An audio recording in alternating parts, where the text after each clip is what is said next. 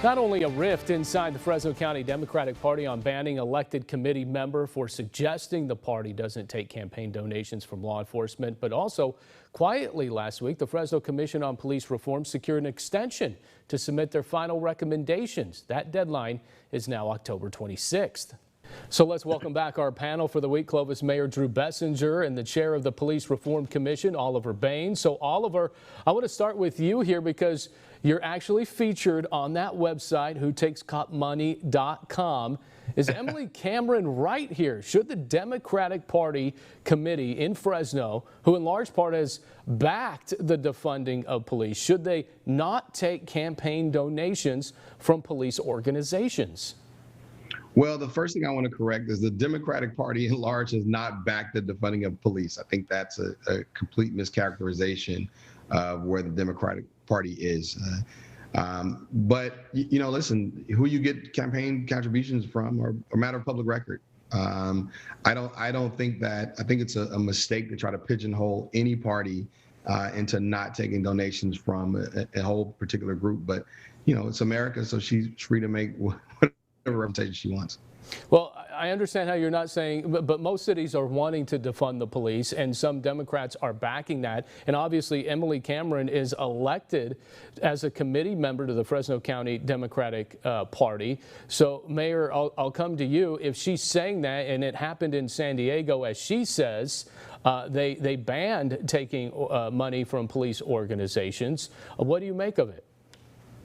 Well, I think what they need to consider is that police unions represent labor, the labor that they represent at the police department, which is primarily mostly Democratic. You know, police unions are a little schizophrenic. On one hand, we're a labor unit that represents the rank and file police officers that work for us.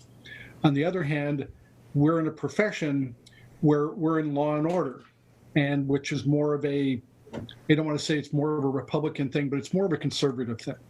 And so on one hand, you're liberal, wanting to fight for better wages and benefits, working conditions for your people, but you are in a profession which causes you to be a little conservative. So, I mean, if the Democratic Party decides in Fresno that that's what they want to do, I think they do so, frankly, at their own detriment, because they represent the rank and file labor people, and they would never say this about electricians or plumbers unions or anything else.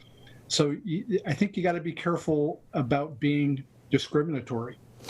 Well, there is some infighting here, and obviously they booted Emily Cameron out because she wanted to ban that donation coming in from police organizations. So they kicked her out. This is an elected official. She wants to take legal action. So there's some infighting here. Could this spark a change in local elections? Could there be more conservatives winning seats because of this? Oliver, I'll come to you.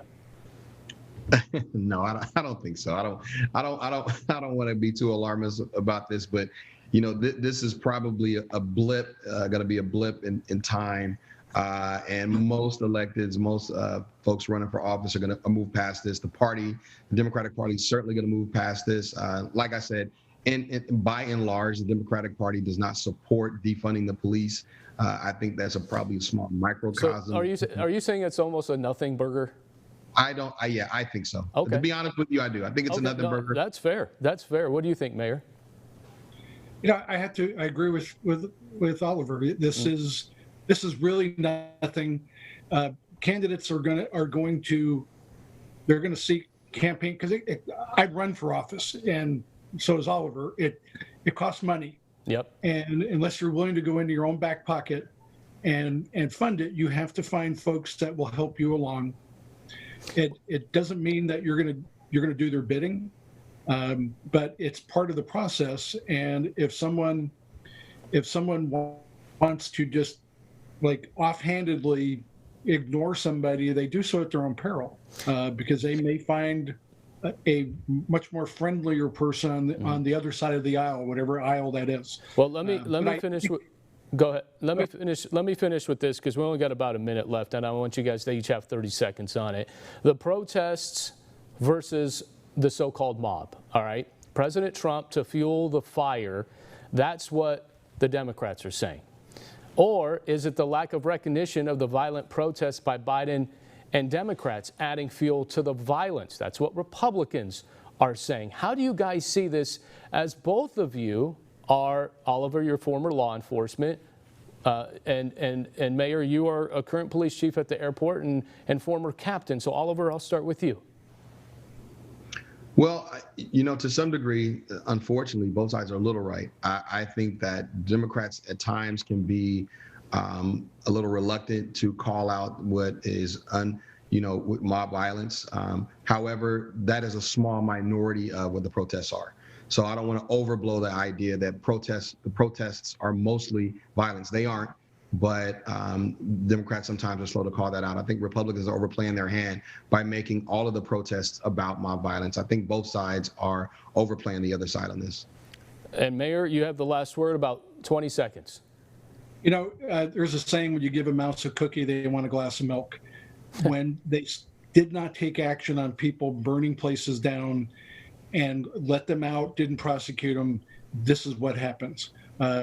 Rightful protest, absolutely, positively should be permitted, but it's gotten hijacked, and that's the fault of the people behind the movement. They permitted it. All right. Mayor Bessinger and Oliver Baines, we appreciate your time here on Sunday Morning Matters. Appreciate the conversation. Thank you. Thank you.